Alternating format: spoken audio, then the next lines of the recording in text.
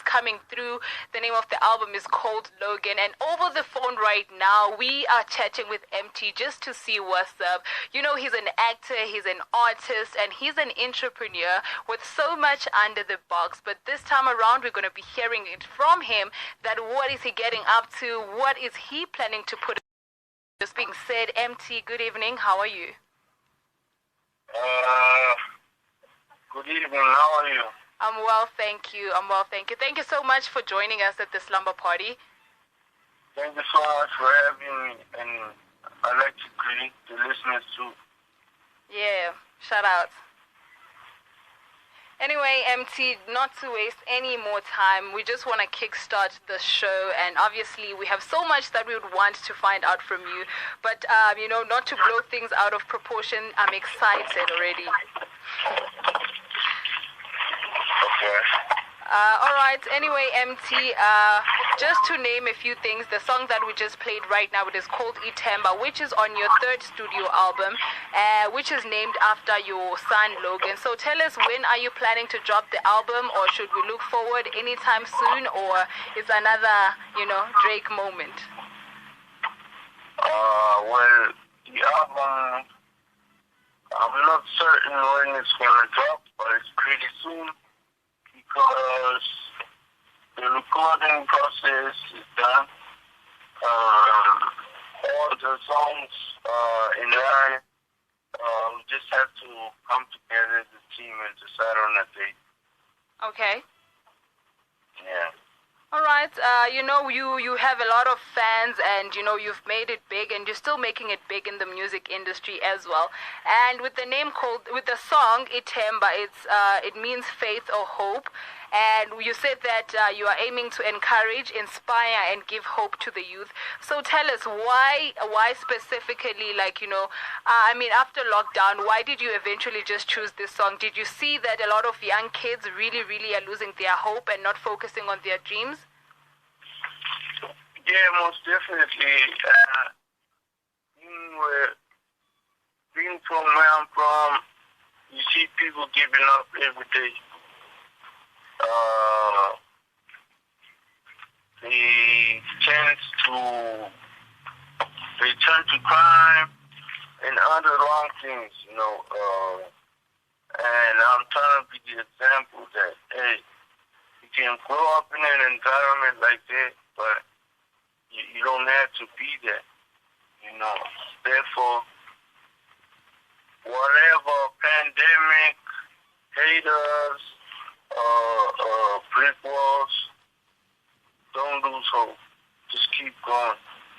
Absolutely. And do you feel like that's what you've been out your entire career? Yeah, most definitely. I always knew I was gonna be, where I'm at, with or without the help of certain people, because I had already started my thing, doing my thing. They found me doing my thing already. I had a support system. Everything was cool. Right. So to answer your question,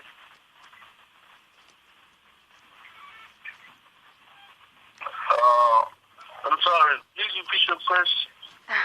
Okay, no, look, let's just move forward to that. I know for a fact that, you are one person who literally, gives in when it comes to making music, as well as, naming your studio album. So your first album was named after your son, your firstborn son. And now tell us, what inspired you to, on your third studio album, you decide to name it after your lastborn son? Are you trying to, make them feel equal, that if dad had my album with my name, I'm going to do it again? Yeah, man. That's one of the reasons, actually. And also,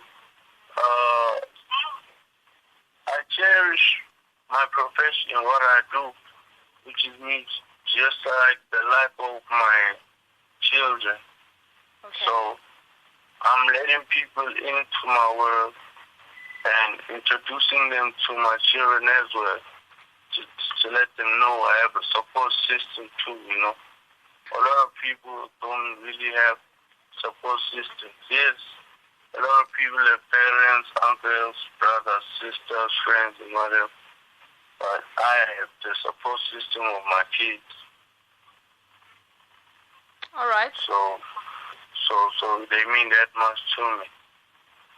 Totally, because you also mentioned that you hope that both your sons are inspired by the way of doing things, and you want them to apply a certain attitude of power as well as determination when they eventually get to jam into these songs. So now I just wanted to find out with your firstborn son who has an album named after him, and I'm sure he goes to preschool now, and I'm sure he gets a lot of attention from his friends when they ask, they're like, so Vele, with that album that your dad dropped, so I'm sure he gets a lot of questions like that. So when he comes back home, does he actually put you on and tells you about it and the attention or any kind of attention that he gets from school? None at all. There's no attention at all. Everybody there is civilized. I made sure I take him to a school where, Okay. I made sure I take him to a good school. Okay, where nobody will tell who I am, what I do. So I don't know if his friends know what I do for a living, but even when I take him to school and collect him, there's never that vibe of, hey, it's Avery and his rapper test. No, it's just everybody's just minding business and really just focusing on school, really, All right. Because there's other public figures, children that go to the same school. So it's nothing new type thing, All right. Noted. Yeah. Noted. Anyway, Emtee, you're undoubtedly good at what you do, but recently you've been clouded with a whole lot of controversy in the rap game. To name a few, you recently were in a feud with rapper Flame. So I just want to find out that is it your question that triggered the whole thing when you was like, who makes better hooks than me? Was it really like you firing shots, or you just genuinely wanted to know? Firing shots at who? At the rappers or whoever, because it seemed like you stemmed up a lot of people when you asked who makes better hooks than yourself. I wasn't firing shots. Okay. I don't even know the guy you're talking about. Where does it stay?